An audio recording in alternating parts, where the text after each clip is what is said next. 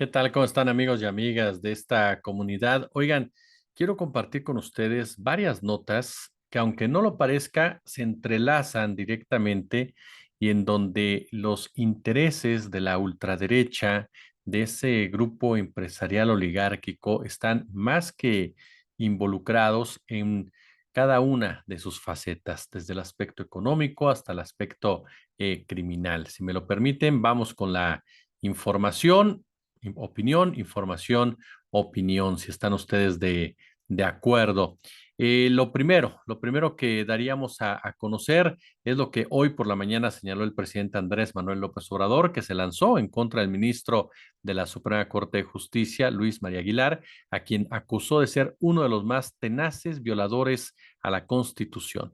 En una conferencia de prensa matutina y al hablar sobre la oposición que hay a la reforma al Poder Judicial, el mandatario federal acusó que el ministro Luis María Aguilar fue propuesto por el expresidente Felipe Calderón. Este señor hablando de la Constitución cuando es uno de los más tenaces violadores de la misma. ¿Quién propone este señor que está en contra de la reforma judicial? Calderón. Pero es entendible que ellos no estén de acuerdo. Pero nos van a ayudar mucho la reforma al Poder Judicial, que los jueces, los magistrados, los ministros elijan al pueblo, sean elegidos por el pueblo.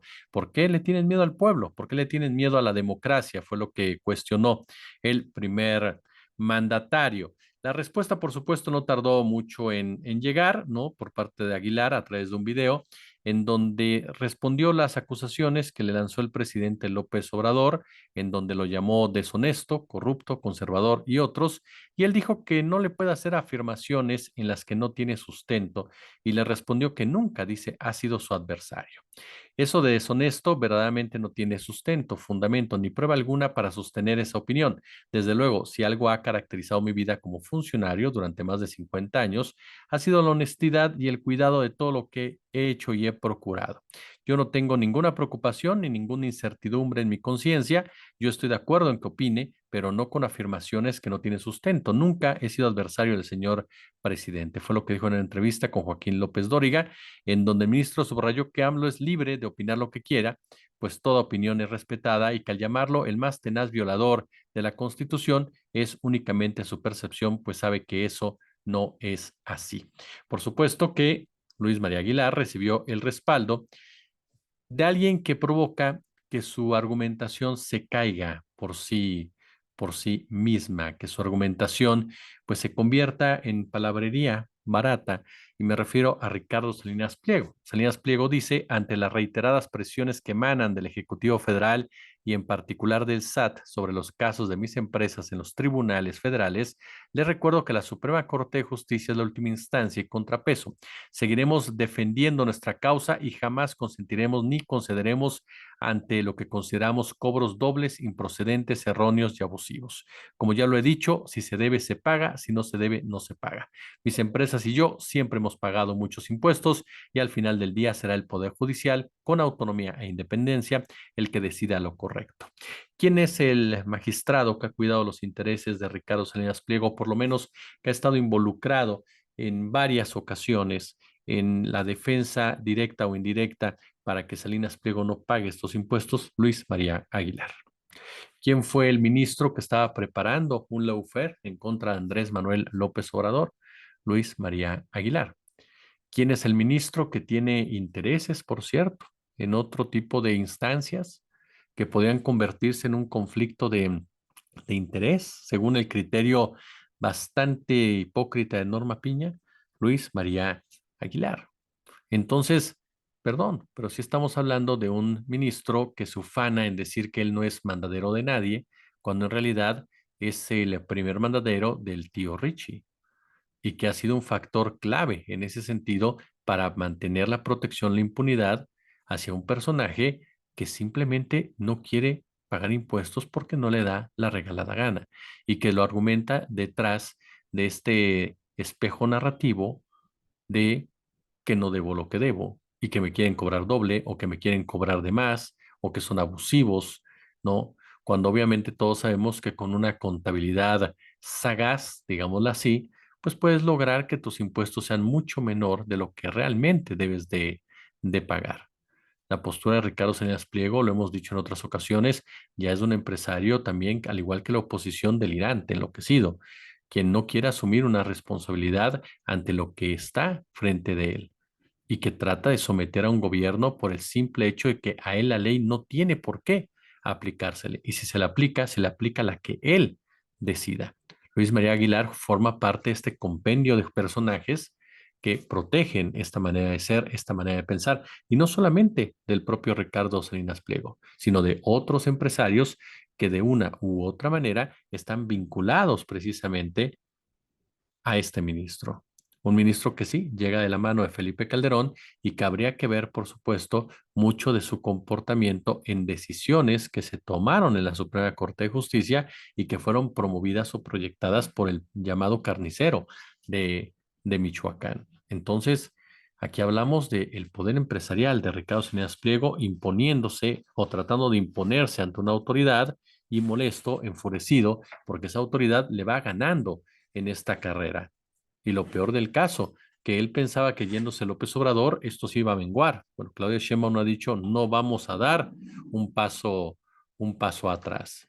Ni con esto, ni con la Suprema Corte de Justicia en la reforma judicial, aunque los ministros de la Suprema Corte la hayan mandado felicitar de manera adelantada, ¿no? Incluso Salinas Pliego forma parte de ese grupo de empresarios, de esos oligopolios que de una u otra manera intentan presionar a la nueva administración con diversas acciones. Uno de los casos es el movimiento de la bolsa, y en donde, ojo, hoy, por ejemplo, salieron los banqueros, sí, los banqueros, no cualquiera, los banqueros a decir, a ver, tranquilos, no hay ningún riesgo.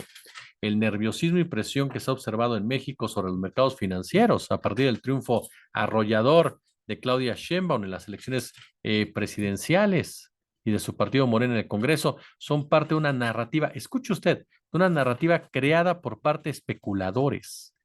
Y no hay de qué preocuparse. En esto coincidieron Rodolfo Ostolaza, subdirector de estudios económicos de Citibanamex, y la Asociación de Bancos de México. Es decir, los propios varones del dinero salen a tranquilizar a los mercados ante estas acciones por parte de un sector radical, de estos tenedores de deuda, de estos rentistas, quienes intentan socavar a una administración para seguir gozando de sus propios privilegios. Así o más contundente el mensaje por parte de los banqueros. Ese sector al que Xochitl Gálvez les dijo, pues ustedes se conforman con muy poco, muy, pero muy poco, ¿no? Deberían de conformarse con más, es decir, apoyarme, y jamás recibió ningún tipo de respaldo en ese aspecto, Xochitl Gálvez. Pero así funciona lamentablemente las oligarquías, con empresarios, con gente de dinero que se siente por encima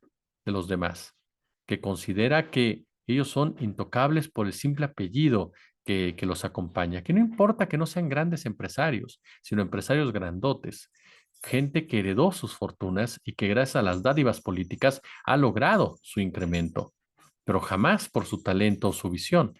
Otro personaje que está metido en todo ello es Germán Larrea, este hombre de Grupo México, ¿no? Involucrado en la minería. La minería que es uno de los sectores más saqueados de nuestro país, que es un neocolonialismo, el extractivismo, y en donde los Larrea han jugado un papel determinante en toda la extensión de la palabra y se han visto beneficiados constantemente con la misma. Pasta de conchos, sí, pasta de conchos. Continúa, por supuesto, en el radar, continúa en el escenario político de nuestro país, por lo que significa no solo el hecho, y esto quiero ser muy claro al respecto, no solamente el hecho de la tragedia como tal, que ya de por sí nos pinta de una forma clara y contundente cómo hacían las cosas en el gobierno de Vicente Fox Quesada, cómo su secretario del Trabajo, recuerda, salió huyendo, lo mismo que su secretaria de Energía, como el propio Vicente Fox, de una u otra manera, mostró, ¿no?, su incapacidad para sancionar a empresarios del tamaño de Germán Larrea. Bueno, hoy la Secretaría de Gobernación informó a las viudas y familiares de las víctimas de la mina Pasta de Conchos en Coahuila el hallazgo de los primeros restos humanos dentro de una de las galerías ubicadas a 146 metros de profundidad. Además de este hallazgo, se localizaron diversos objetos de trabajo y en ese sentido, a partir de hoy, la Fiscalía General del Estado de Coahuila, en colaboración con la Comisión Nacional de Búsqueda y el Instituto Nacional de Medicina Genómica, iniciarán con los protocolos para identificar los restos humanos, así como con los peritajes que permitan determinar las causas de este accidente. Y en este marco es que ya el grupo Pasta de Conchos, arroba Pasta de Conchos, da a conocer en un comunicado que ellos dicen, teníamos razón, siempre la verdad estuvo de nuestro lado. ¿Qué es lo que dice? Luego de que autoridades anunciaran a un grupo de familiares el hallazgo de restos humanos de los mineros atrapados en la mina 8 de Pasta de Conchos tras el siniestro del 2006, la organización Familia Pasta de Conchos celebró la noticia que ha sido un logro, principalmente del impulso de las familias que desde hace 18 años han exigido rescate ya y las acciones impulsadas por la actual administración gubernamental. El anuncio a cargo de la Secretaría de Gobernación y la Comisión Federal de Electricidad indicó que los trabajos de rescate llevaron a la zona superior, de donde, de acuerdo con las bitácoras de la época, se tiene registro que se encontraban 13 de los 63 mineros atrapados en el siniestro, y desde ese lugar se ha tenido registro precisamente de los hallazgos. Es parte de este comunicado que da a conocer Pasta de Conchos y en donde, insisto, la mano de la derecha, la mano de los empresarios rapaces, la mano de esos empresarios, porque Salinas Pliego también tiene intereses mineros y que han sido capaces de reprimir a los activistas, que han sido capaces de desaparecer a los activistas, que han sido capaces de amenazar a los activistas con tal de mantener precisamente el control de las mineras. Son personas que generan todo tipo de obstáculos y que buscan de una u otra forma evitar cualquier cambio que pueda afectar sus intereses. Por eso es que la ley a la minería que se aprobó hace unos meses dejó insatisfechas a algunos sectores, a otros dijeron, pues es lo más que se puede avanzar ante verdaderos varones del dinero que se comportan de una forma criminal en el momento en que pauperizan la vida del minero. No les importa la vida del minero, no les importa que no tengan equipo suficiente para trabajar, no les importa que los pongan en condiciones verdaderamente lamentables, que los metan en hoyos, en pocas palabras, sin ningún tipo de ventaja y que cuando vienen los accidentes, entonces se laven las manos hablando de seguros, hablando de responsabilidades compartidas o de plano tengan el cinismo de tratar de pagar por el silencio de las propias autoridades.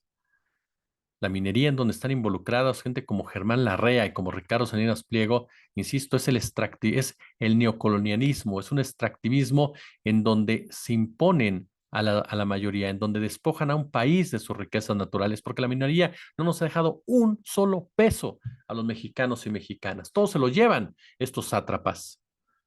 Gente que tiene vínculos con el crimen organizado, porque está perfectamente demostrado que en donde aparece la violencia del narco es una región rica de recursos naturales y después aparece una minera o aparece una transnacional. Lo vemos ahora en Chiapas, en donde una mina ha sido el motivo de la disputa entre el cártel de Jalisco y el cártel de Sinaloa. Y después aparecerá, por supuesto, alguien que la legalizará y que le sacará precisamente provecho. Y eso nos lleva a otras situaciones que se han venido confirmando a lo largo de este día. La violencia, por supuesto, que se ha dado en diversas partes de nuestro país, hablando precisamente del estado de Chiapas, en donde no hay tranquilidad en Chiapas, en donde de una u otra manera nos topamos con una situación cada día más preocupante. Ahora los pobladores de Tila acusaron que el grupo armado Los Autónomos amenazó con reclutar a la fuerza jóvenes, pero la llegada de fuerzas de seguridad frenó esto. Uno de los habitantes, quien prefirió permanecer en el anonimato, comentó que recibieron a sus domicilios un documento donde convocaban a los jóvenes mayores de 18 años a asistir de manera obligada a una reunión que se realizaría el pasado viernes, donde serían reclutados a la agrupación de los autónomos. Sin embargo, el ingreso de las fuerzas federales y estatales a la cabecera municipal impidió dicha asamblea. En esta zona de Tila la gente ha tenido que irse. Ya es mínima la gente que queda. ¿Por qué? Porque han sido amenazados, extorsionados, agredidos por este tipo de grupos armados. Grupos armados que afirman ser representantes de una sociedad, pero una sociedad a la cual acribillan. Son grupos que emanan muchas veces de los paramilitares o de los mismos cárteles de la droga que están detrás de lo que hay debajo del suelo de Chiapas, porque como lo hemos dicho en otras ocasiones, lamentablemente Chiapas para los intereses macroeconómicos es desechable, es sacrificable el territorio y su población. porque no hay industria y ellos quieren hacer la industria despojándolos de sus recursos. ¿Y qué me dice cuando hablamos de la necesidad precisamente de que la autoridad se involucre y lo haga de manera adecuada? Lo que pasó en León, ya para concluir, ¿no? Esta masacre que se da a conocer a través de un video en donde se revela que la Guardia Nacional, sí, la Guardia Nacional, que tendría que estar cuidándonos, estuvo en la casa donde asesinaron a 4 mujeres y 2 niños. Ya el presidente pidió que se investigue precisamente a los uniformados y no como dijo Ciro Gómez Leiva, es que el presidente le dijo, usted no habla a de la Guardia Nacional. Pues claro que no, el presidente tenía que asumir la responsabilidad de decir, se va a investigar para que no me vengan a poner pretextos de ningún tipo. Fue a las 21 horas con 22 minutos del domingo que un grupo de sicarios entró a una casa de la calle de Pénjamo en León. Vecinos escucharon los disparos, llamaron a emergencias. Dentro habían sido asesinadas 6 personas, 4 mujeres, un niño de 2 años y un bebé. La masacre obviamente conmocionó a un estado que está sumergido en una espiral inagotable de violencia, pero la aparición de un video de una cámara de seguridad ha multiplicado las preguntas sobre qué pasó esa noche. 5 minutos antes de la matanza, elementos de la Guardia Nacional salieron de esa vivienda cargando una bolsa. ¿Qué hacen allí? ¿Qué vinculación tuvieron con el crimen? ¿Por qué no sacaron a las personas si tenían información? ¿Realmente fueron los narcos o fueron los miembros de la Guardia Nacional los que ultimaron a estas personas? Lamentablemente recuerde que en muchas ocasiones, los cuerpos de seguridad destacamentados en varias entidades son parte de la violencia políticamente organizada. Y en Guanajuato, lo que hay es una mano criminal muy dura que aplica la necropolítica como lo hizo Felipe Calderón en su momento, como lo hizo Fox en su momento, como lo hizo Peña, para mantener el control social de un lugar, de un estado que, caray, votó a favor de mantener el control panista. ¿Y lo hizo por qué razón? Por miedo. Por miedo, el gran miedo que hay en Guanajuato. En León, por ejemplo, Xóchitl arrasó a pesar de este tipo de escenarios. Y por supuesto que se tiene que castigar al responsable de la Guardia Nacional que haya hecho este tema, que haya llevado a cabo esta acción, porque no se pueden permitir sicarios con placa, y menos en un gobierno a nivel federal que habla de la transformación. Si les gustó el video, pulgar arriba, compártanlo, déjenos su comentario, su punto de vista, por supuesto. Ya lo saben, suscríbanse, activen las notificaciones de YouTube, activen las notificaciones del canal, échenle super chat, échenle super gracias y nos vemos el día de mañana a las 11. Únanse al canal. Yo, como siempre les digo, como siempre un gusto, como siempre un placer.